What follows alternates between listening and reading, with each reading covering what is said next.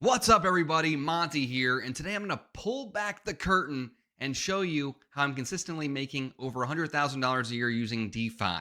And make sure you stay to the end because I'm going to show you my exact portfolio and how I structured it to get these results. But first, I just want to say this is not financial advice. This is for educational purposes only. Always consult a financial expert when making any type of investment decision. Now, before you think this is some get-rich-quick scheme in crypto, this is not. This is providing an actual service to people who need it and getting paid yield based on the service you provide. This is a way to put your money to work without Wall Street, without banks, without middlemen taking all the profit from you. So you may be wondering, what the heck is DeFi and why should I care about it? DeFi stands for decentralized finance. It's a financial ecosystem that doesn't have the centralized components to it, aka the middlemen. Examples of centralized finance would be a bank, a mortgage broker, essentially a company or middleman that controls the transactions. In decentralized finance, it's peer-to-peer. It works by leveraging blockchain technology so that peer-to-peer transactions can take place where the middlemen are not these financial institutions. Instead, the people can provide the service, and they're the ones that get the fees. So try to imagine yourself as Visa or MasterCard, and as transactions take place all day long, the payments are facilitated through a network, and because you're participating in that payment network, you're earning the fees. Not Visa, not MasterCard, not Western Union, not the banks, you. And here's the kicker. Instead of getting 1, 2, or 3% interest on your money in the bank, DeFi has historically been able to provide 60 to 200% plus annually. Let me say that again, 60% to 200% annually by participating in the DeFi ecosystem. And the first thing I always hear is that's not possible. No one would pay you that much. And you know what? You're right. No one is paying me that much. What's happening is I'm earning tiny slivers of every transaction fee that goes to the network, and it's adding up to that percentage. It's not that someone is giving me 60, 80, 100% plus. What's happening is there are so many transactions going through the ecosystem that the yield that's generated is adding up to those percentages. Look, money is energy, right? It's a way for us to transact with a unit of account that we all agree to. The challenge with traditional finance is that energy is trapped. That's why I try to help people understand that DeFi isn't just an investment. It is a business tool. It is a way for you to create your own cash flowing business that has no barrier to entry aside from learning and understanding. And today I'm going to show you a couple of my DeFi portfolios that produce well over $100,000 a year. Let's jump in to the actual numbers. All right, let's dive in. So I'm going to stay very high level so you can understand this from sort of a fundamental level. You can always watch other videos I have that get into the weeds, but this is a high level video. These are a variety of farms or pools, liquidity pools, meaning a pool of money with two assets. Now, for the time being, forget about these CL200s. Let's just stay high level. You can see that every one of these pools has two assets in it. You've got WETH and AAA. You've got WETH and CBBTC, and so on and so forth, right? So every pool has two assets. And what happens is every day, people need to switch between these two assets. They have WETH, which is wrapped Ethereum, and they want Coinbase Bitcoin, which is a derivative of Bitcoin. So they want to go from one asset to the other. The only way to do that without using a centralized exchange is to use a decentralized liquidity pool. You're swapping between two assets. And the reason people do this is because they don't want to use a centralized exchange because the fees are high, or they're not allowed to use a centralized exchange because they live in a jurisdiction that's not allowed, or the assets that are on there are not something that's tradable on a centralized exchange. To get listed on like a Coinbase or a Binance takes a lot of money, and they do not list every token. In fact, they list a very tiny percentage of the tokens in existence. So that's why people use these. Let's use this one as an example, WETH and Tibber. There is $460,000 in this pool right now. Generally, the pool should be 50% of one asset, 50% of another, but that changes over time based on the volume in the pool. But for this example, let's say it's 50-50. There's about $230,000 of each one inside this pool. And you can see some of these are quite sizable, right? And I have some filters on. If I didn't have the filters on, we'd see some with hundreds of millions of dollars in here. To use this pool, you have to pay 0.3% transaction fee. Every transaction that takes place, 0.3% is paid. Except instead of paying it to Visa or MasterCard or whoever, it's going to the people that have their money in this liquidity pool. So it's divided up according to how much money you have in here. If you had all of the money, the 460,000, every transaction, right, you would earn 0.3% of every transaction. Of course, this is made up of hundreds, dozens, or thousands of people that have their money in this pool. Hopefully that's making sense so far. Now, the average APR is going to look eye-watering, and that's because it is. However, this doesn't tell the whole story because this is essentially the max it could possibly be. And realistically, you're never going to get this number. If you do this right, you're not going to get this number. So let me kind of show you what that means.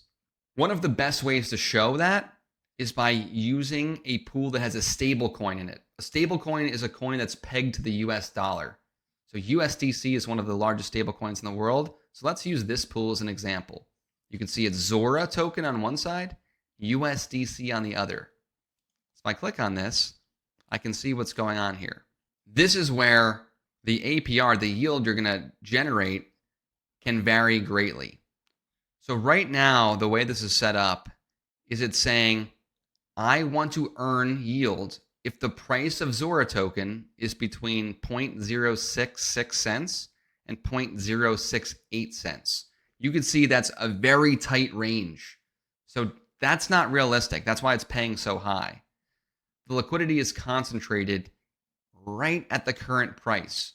So the closer you are to the current price, the more money you make. However, the reality is it's going to be near impossible to stay within this range that's so tight because these tokens are very volatile. They move rapidly. So let me show you what happens if we make the range wider. So if we're going to make the range wider to something like this, now we have from 0.022 to 0.07154. You can see we want to earn yield when the price is between those two numbers. That makes our width 14%. 7 on one side, 7 on the other. However, that's going to decrease our APR because our money is basically spread out between this range. The way I like to imagine it is pretend this is a container that can hold water. If I poured water into a container that was this wide, it would lay along the bottom, right? It would be harder to fill up this container. Think of it as that's how your money is in here when it's this wide. If you have $10,000, it's spread across this entire thing. Now, if I make this much tighter, essentially making the bucket smaller, right? Look how tight I can make this bucket. Now, if I poured the same amount of water, it would basically fill up this entire thing. You get what I'm saying? So I like to envision it in that way. So right now, the water that I would pour in here would basically fill to the brim. But if I spread this out, right, the water's not going to spread to the brim anymore. It's going to get lower and lower and lower the wider I make the bucket. That's an analogy I like to use. Hopefully it's helpful for you. And that's one of the reasons the APR is affected. That's essentially the yield you're going to generate. That's how these pools work. Now let's look at some active positions. So here's 4 deposits that I have. In this particular set of pools, I have about $9,300, almost $9,400. So far today, I've earned about $80 on these positions.